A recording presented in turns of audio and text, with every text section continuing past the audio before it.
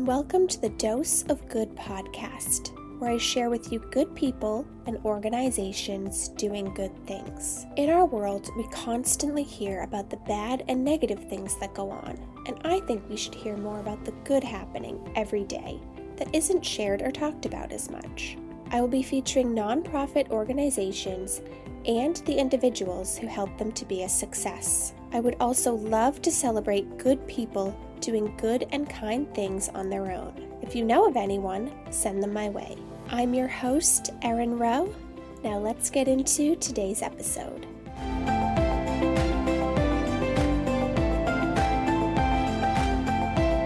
For today's episode, I'm speaking about the American Heart Association.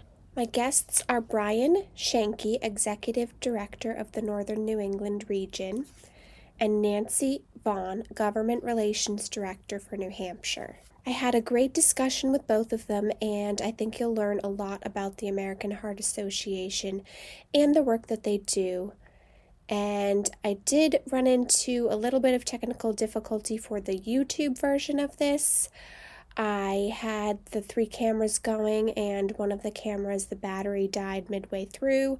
So unfortunately, it cut off the video for part of Brian's interview, but I will still include the interview, just put up a little picture or something. But just to let you know that partway through, the video is going to cut out. And the video portion of this is still a work in progress, but I hope that you get something out of the episode regardless. And now let's get into it. All right, today I'm here with Brian Shankey, Executive Director for Northern New England for the American Heart Association, and Vaughan, Government Relations Director for New Hampshire. Thank you both for being here. Thank you. It's exciting to be here. So could you start by telling us the mission statement of the American Heart Association? Sure, yeah. The American Heart Association is really geared towards advancing health and hope for everyone, everywhere. And our mission statement is encompassing of that by being a relentless force for a world of longer, healthier lives. Okay. So I had noticed on your website that there are 5 key areas that they cover. That was research, heart and brain health, health equity, advocacy, and professional education and development. Could you just share a little more detail with us on each of those areas? Yeah, well, I can lead off. So the good news is that the American Heart Association works really hard in all of those areas to impact the health of the community. And within that, there's a lot of activities that we do to really help make an impact for people's lives. So we do a lot of, on a national level, we work to do a lot of research that really makes a difference in terms of cardiac care, in terms of systems of care. Locally, we work to bring in companies and friends to help support the mission. And we have various things that we do during the year that help kind of be a vehicle to provide those health avenues. When we look to a lot of our work on the state level, a lot of it revolves around advocacy efforts, and that really is why where Nancy becomes very effective. I'll turn over to you to say a couple words. Sure, thank you, Brian. Yes, so as Government Relations Director, my work is largely in that field of advocacy, that one of those pillars. And actually, we, as an organization, have been doing advocacy for 40 years now, in a national level as well as state and local. And when Brian was just talking about research a moment ago, it is a priority for us to fund research. We do this at a national level, so some of our funds do go to research projects across the country, and we also fund research here in New Hampshire, and in other states do likewise. And we are a very science-based organization, so that research that is done across the country, as well as in New Hampshire, we then channel into our policy objectives for our advocacy goals, and we also translate that into that professional education that we also focus on. As a matter of fact, we had just had our scientific sessions, which is kind of as a world-renowned research event that we do every year.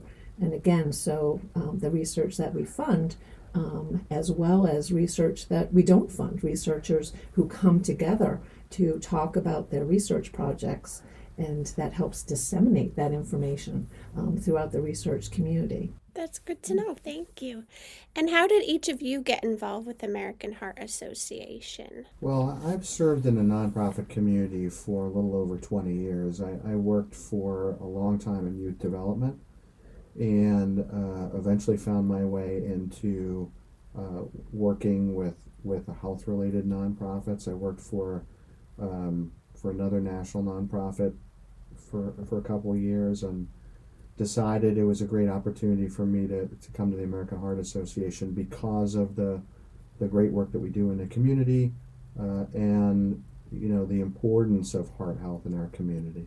For me, you don't grow up wanting to be in a nonprofit community per se, and actually I attended the University of New Hampshire and got a degree in business. So my thought was that I wanted to go into banking, and during my experiences in college and getting involved with a nonprofit organization as a volunteer, it kind of steered my interest in that direction.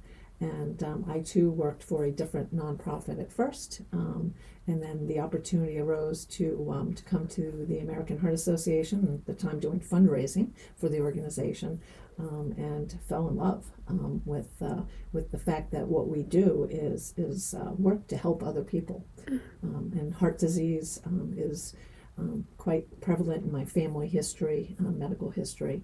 My father passed away from heart disease, and his sisters passed away from heart disease. So it's important to me personally as well. Sure. And what volunteer opportunities are available to people? And if someone was looking to volunteer for the organization, how can they get involved? So we have a lot of different avenues for volunteering. We certainly have I guess starting at the larger scale, we have a statewide board of directors that helps inform kind of the work that we do and also helps bring additional resources and connections. And so it's anywhere from 12 to 15 people that sit on that, depending upon the year. And then from there we have different event committees. We have 3 events in the state, 3 campaigns that help bring in additional funds and it has an important function of education throughout the state. One being the Go Red event that helps promote women's heart health. The next being our annual walk, our annual heart walk, and then finally we have our heart ball. And so each one of those committees each one of those events is a committee, and volunteers can help out either at the fundraising side of the house, or also just getting word out about it, and maybe helping out behind the scenes with some logistical pieces or day of. We always need people at the walk to help out with things, and an example of that might be handing out waters on the walk path to survivors and to groups. And then Nancy also has a group of volunteers that she works with on the advocacy level. Yes, I mean we can't get the policies passed without the help of hundreds of advocates, and so we do have a network called You're the Cure. And it is our advocacy volunteers who reach out to their lawmakers on issues that are of importance to them, that we work within for passing public policy, for whether it's prevention of heart disease, healthy lifestyles, treatment of heart disease and stroke issues. So it, and being an advocate can be, reaching out to your lawmaker with a letter or a phone call. But we also have a committee, our advocacy committee in New Hampshire, made up of individuals who, again, want to help with, strategizing how we're going to get those policies passed and how we can get the word out about why those policies are important. There are some of the things that we do are, we write letters to the editor, our volunteers, that is, and they can go on radio shows and talk about why those policies are important to them. Some of them are healthcare providers themselves, and they see firsthand, what happens for people who maybe didn't have access to heart healthy lifestyles, foods, physical activity. Tobacco control is a big issue that we work around. So we're always looking for volunteers to help out with all of those. That's great. So if someone did want to volunteer, should they contact you, or is there a certain person they should contact to get involved, or? Yeah, they certainly can reach out to me through my email or through phone. And I don't know if you want me to share what that information is. That's up to you, but we can okay. also put it in the description so they can just click on it. And Okay. Yes, definitely. So for anything related to advocacy, I'm more than happy to talk with people, to visit with them, hear their stories, and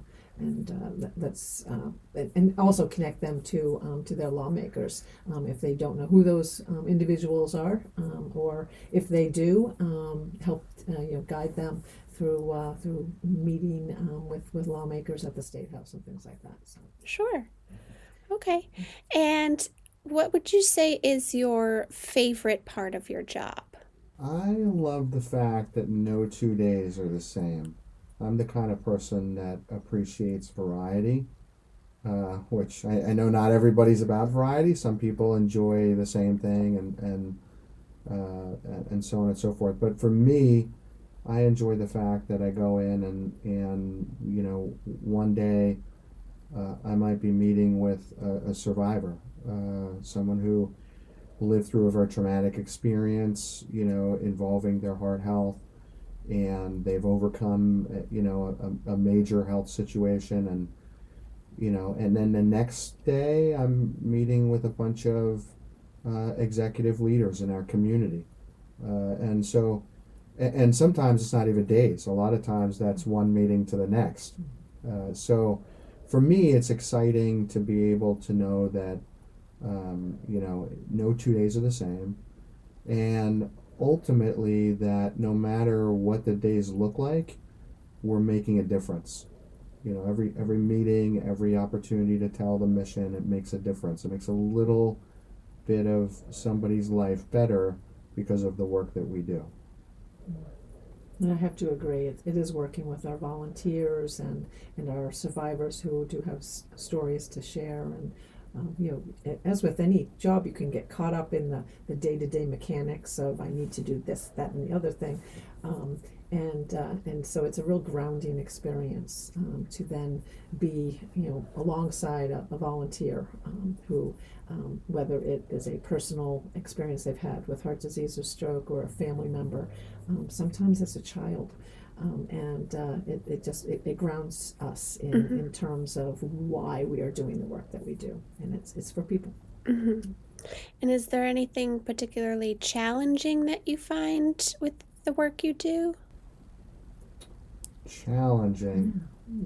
I think that's a great question. I think we all approach our work with the idea of we want to make the biggest impact. We want to have the biggest, broadest, quickest, solution to make a difference for people. And, the reality is that a lot of things take time. Some of the stuff that, like, Nancy's worked on at the state level are things that, really we look at it from a runway of years versus days or months. And so that could be a little bit, you have to understand that you're making that difference over time. Over time, yeah, it's You not know? always an immediate, gratifying experience. Whether it's watching, some latest and greatest treatment advancements, or passing policy, it can take time. I think the other challenge, which is also what makes the work exciting, is it's not just one message that we get out there. We really need to look at who our audience is from moment to moment, and tailor that message in a way that resonates. Some people are motivated for other reasons or aspects within heart disease and stroke. So it's always finding that particular tailoring. Yeah, and just to piggyback a little bit off what Nancy was saying, one of the things that I appreciate so much is that when we talk about our mission, when we go in and we have a conversation with a company, with an individual, there's very few times, if any, that I can remember that when we really talk about the work that we do. We talk about, our engagement with making a difference in women's heart health. We talk about healthy nutrition. We have a conversation about life-saving CPR skills. We talk about anti-tobacco things. We talk about all these things, and at the conclusion of that conversation, there's very few people who say, you know what, I'm just not interested in that. I'm not interested in hearing about that. Most people immediately say, aha, my mom had heart issues, or this is important to me because somebody in my work just had a stroke. I believe in women's heart health, et cetera, et cetera. The mission is so big that we do that regardless of the conversation, the important pieces of it really resonate with whoever we're talking to for the most part. That's great. And where do you think the American Heart Association has had the biggest impact? Is there one particular area or just overall? Well, I can start just in general and turn it over to Nancy for her thoughts. But when I look at our anti-tobacco and anti-smoking, smoking cessation programs, and I look at the work that we've done really going back to the early days before it was known really of the full impact of smoking and tobacco products. I feel pretty proud that we were and have been and continue to be a leader within that work, even at a time early on when it wasn't necessarily that exciting, and we were battling the behemoths of Philip Morris and the other tobacco companies. When we look at our work in that world, our partnership with other organizations that obviously also believed in the cause, we have made a significant impact over time in that world, and that's the kind of stuff that gets me excited when I think about the future, because I think, okay, if we could have gone from a world where I don't even know the stats, but however many people were really engaging in tobacco and cigarettes back then, to now, where the education piece is very well known. There's still a fight. There's still a battle going on with proponents who are on the other side. But the reality is that every day we're making a big difference and slowly turning the ship. Mm-hmm. Yes, definitely. Particularly with the tobacco issue, it so there are hills and valleys along the way, but I believe it was back in the mid 1990s when the passage of a policy to really protect youth went into effect, and it was about 36% of kids in New Hampshire were smoking tobacco products. I mean, it was high, and the age of selling tobacco went from from a young teenager to the age of 18. had a dramatic drop in tobacco usage. And then more recently, increasing the age to 21, we had at that point about 5% of kids were using tobacco products in 2010, and then the vaping products came on the scene, and so now we've seen that spike in not perhaps the smokable products, but vaping products and other tobacco products that are not necessarily inhaled, perhaps. And the thing is these products contain nicotine, and that is both the addictive chemical within the products, and kids didn't realize that vaping wasn't just flavored water or vapor, but it really did have nicotine in it. So now what we're seeing is kids addicted again. But it is really the largest impact that we can have on heart health is to get people off of tobacco products. So there's 500,000 people in this country die every year from related to their tobacco use, and that is a highly preventable cause of death.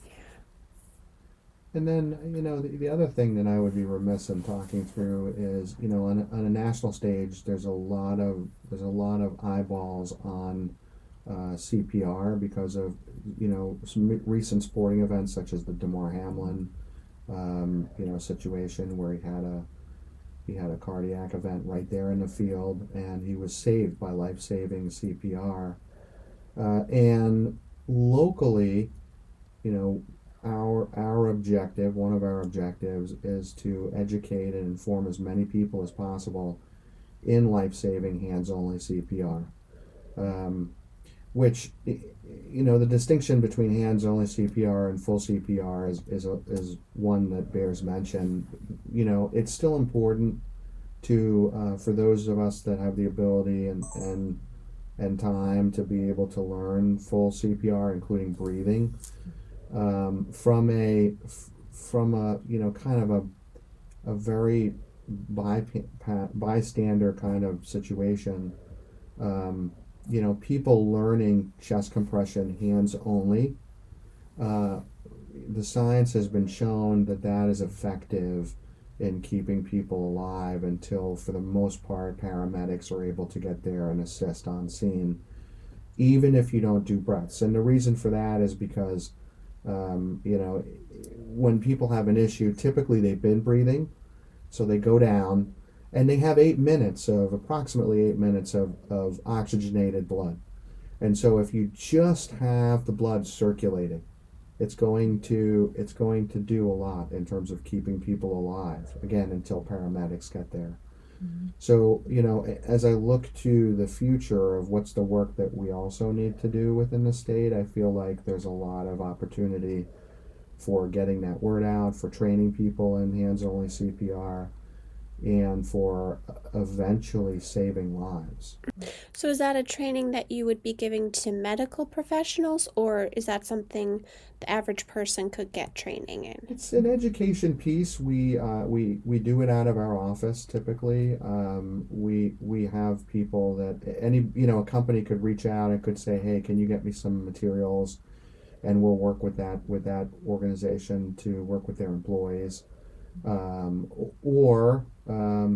If there was a big enough group, we could do a centralized education for it. It's in a training sense. It's not a training in the sense that you don't get a card from it, but what you do get is education and awareness of how to do how to jump in the event of an emergency. And people are covered through Good Samaritan laws. So even if they don't have a card, if they're doing the right things and they're going into it with the best of intentions, then they're going to be covered through Good Samaritan laws. And the reality is that they're going to save a life. If somebody was to quickly fall in front of them and need some life-saving CPR skills, someone who doesn't necessarily have a card but has some awareness and some education and the ability to jump in that situation, that will make a difference versus someone who doesn't. And I think a lot of people and this is for people who don't require CPR for their job. So healthcare providers have a different type of training for CPR, basic life support, advanced life support. It is really for people who just want to be able to do something. Sure. In the case that a friend or a loved one collapses, or a coworker. The reality is most cardiac arrests happen in the home. So we try to get the word out that for people, you don't need to be concerned about I don't know that person, I may get an illness from helping a bystander, because for the most part it is someone that you are sharing a home with, that's a family member. And the training is all about having a confidence level that I can actually perform this if it's ever needed. And we have a wonderful 911 system that continues to walk people through the process during a 911 call. The other piece of the saving lives from cardiac arrest is really those automated external defibrillators. Yes. So having an AED in close by. Most people are not going to have these devices in their homes unless they have a really high risk for cardiac events. But for businesses, 20 years ago, businesses weren't even considering having AEDs on site. They were concerned about liability issues, but as Brian mentions, we have Good Samaritan liability protections for owners of AEDs. And for the case of a student athlete, and actually there's a lot more students than we would think. It's a rare happening, what happened to the NFL player, but it's still about 23,000 people under the age of 18 a year will suffer a cardiac arrest. And it could be, as Damar Hamlin did, a blow to the chest, which in between heartbeats. So that's how rare that is, and unlikely to happen to most people. But when it does, you want to make sure that people are ready to take action, have the tools that they need. If you don't have an AED, again, because of our really advanced 911 system we have here, fire department, police officers often have these AEDs. So you're doing the chest compressions for about 5 minutes or so. And first responders will be on the scene, so to take over from there.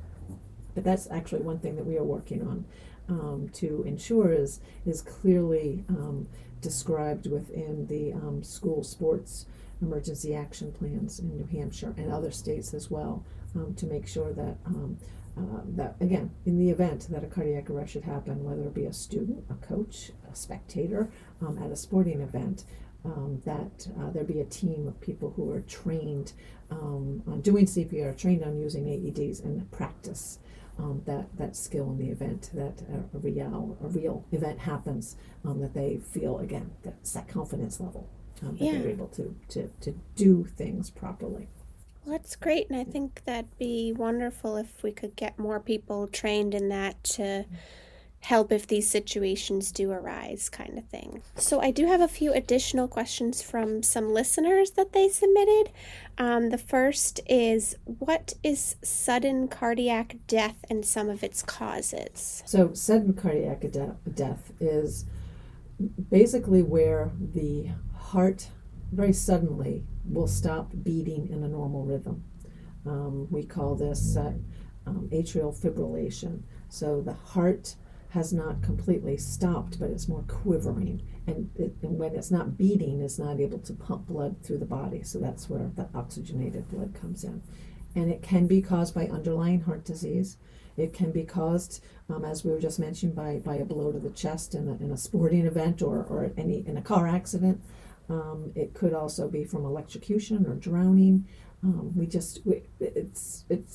It happens, as I said, suddenly. So there may be absolutely no signs in the person before they collapse. So it is really witnessing the collapse and being able to take action immediately.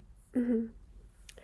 And you had brought up vaping, which I know is a big issue right now. And is vaping as bad for your heart as smoking? And I guess if you could explain a little why or why not, possibly. I will start by saying a lot more research needs to happen, and a lot more research is currently happening.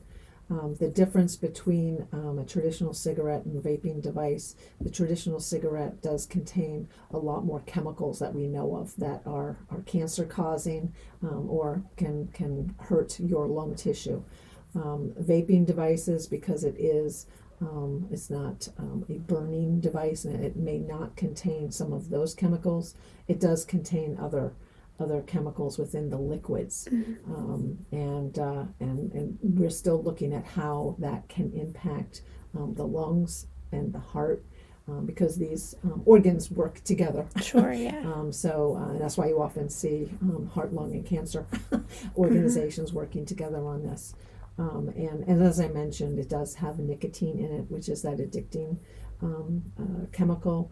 But nicotine in itself is a vasoconstrictor, meaning that it shrivels your blood vessels. So it restricts the blood, again, flowing through your body, even if you're not in cardiac arrest and your heart's beating normally, that it can affect, again, that oxygenated blood going through your body. Okay, thank you for that.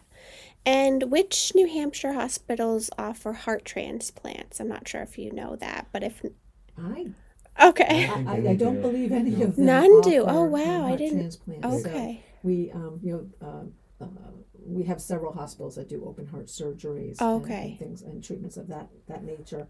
But I believe it's really Boston is the closest. Okay. Or, depending upon where you live in the state, it could be Maine Medical Center, I know does. Okay. So, That's good to know. And is there anything we haven't discussed today that you think we should talk about? I'm going to go to the topic that Brian also mentioned. We have it's a fundraising event, but it's also an educational campaign on women and heart disease. Yes. And we started this some years ago, but there's still a lot of women that don't realize it's the number one cause of death for women as much as it is for men. And what we see is that women, for whatever reason, I'm not going to say we're weaker, we're not, but our bodies are smaller, and so women are more likely to die from their first heart attack than a man is. So that's why you see male survivors of heart disease, and you kind of always think of men when you think of heart disease. But women do need to be concerned about their heart health. We're protected by our hormones earlier in life, but once going through menopause, those hormones start to disappear, and that protection is gone. So, as we're young, live as heart healthy as you can. But as we get older, it's something to talk with your medical professional about, your doctor, your nurse.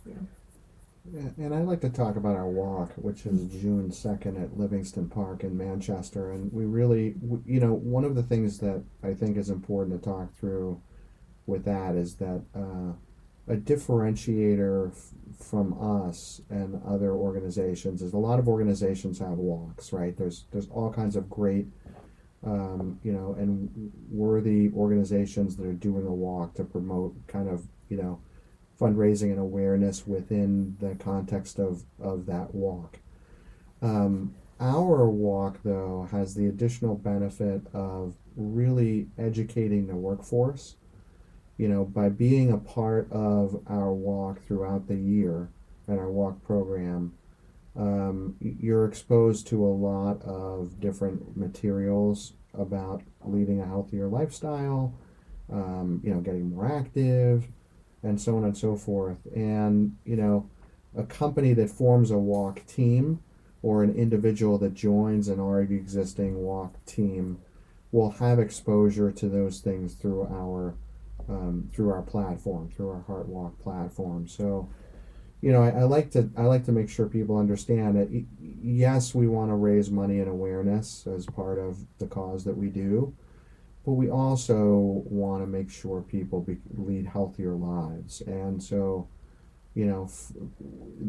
that's something that slightly differentiates like our mission from like some other missions that again probably do really great stuff in terms of raising awareness for the cause, but really with us it's a lot of education on top of that.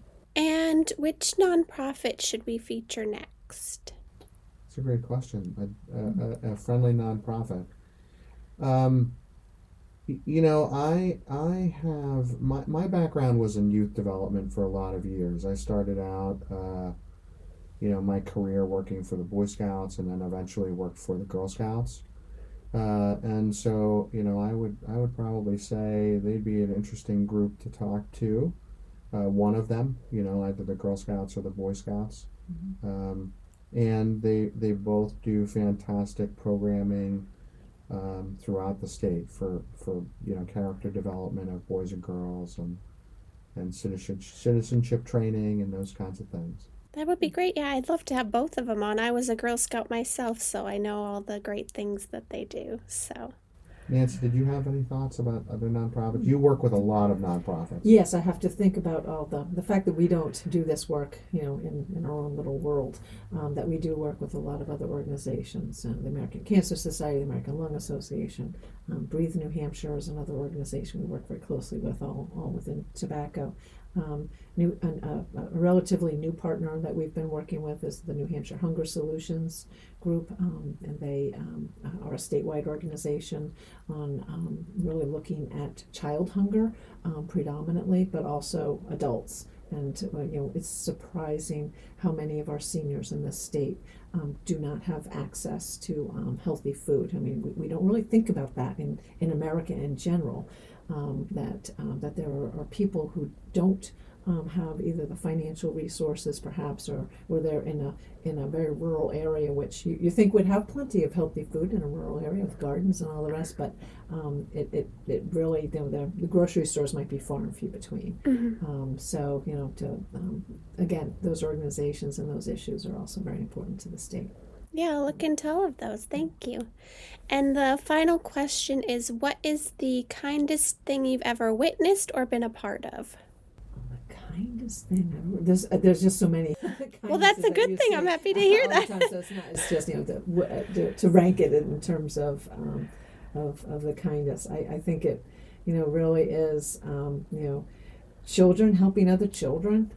I just you hear so much about bullying in schools and all the rest of it, but then you can go into a daycare and see little children that are helping their classmates or whatever, and I think children, not only are they our future, but they are a wonderful source of volunteers for organizations. And I just think there's a lot of potential that we can all be working more closely with kids and all the work that we do. Yeah, definitely. And with me, I think it goes back to a lot of early mentors I had in my career. When I think through whatever success I have had, a lot of it has come at the backs of really, really sitting down and learning. What are the ways that I can, when I talk about like making an impact in the community, I didn't just wake up yesterday and do that.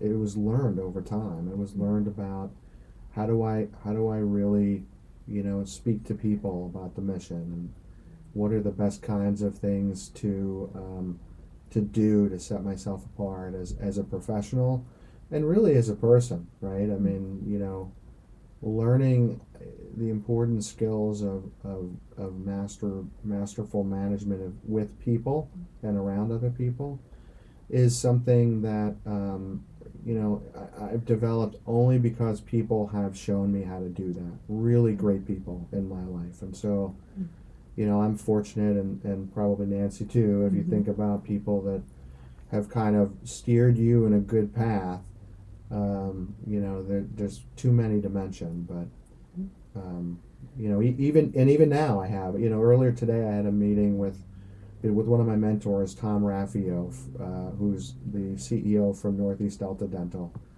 and an extremely busy man, extremely busy. He's involved in a lot of different causes, both from a for-profit, running a company, as well as other nonprofits. And I'm fortunate enough now, in my career to have somebody that I can meet with like Tom, who takes the time and dedicates his efforts to let me help Brian be a stronger advocate for heart health within the state.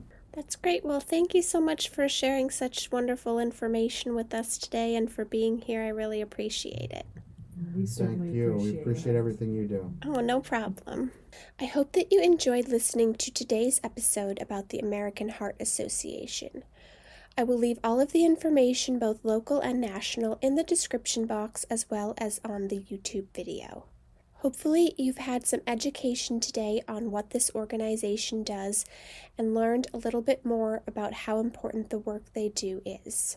Remember, you can find the podcast on Spotify, Apple, and YouTube, and be sure to follow us on Facebook and Instagram, Dose of Good Podcast. That will be linked below as well. If you found this podcast informative or inspiring, please consider leaving a review on Spotify and Apple. I hope that you've been inspired to get more involved in your community and help others. Thank you for listening, and I'll see you next time.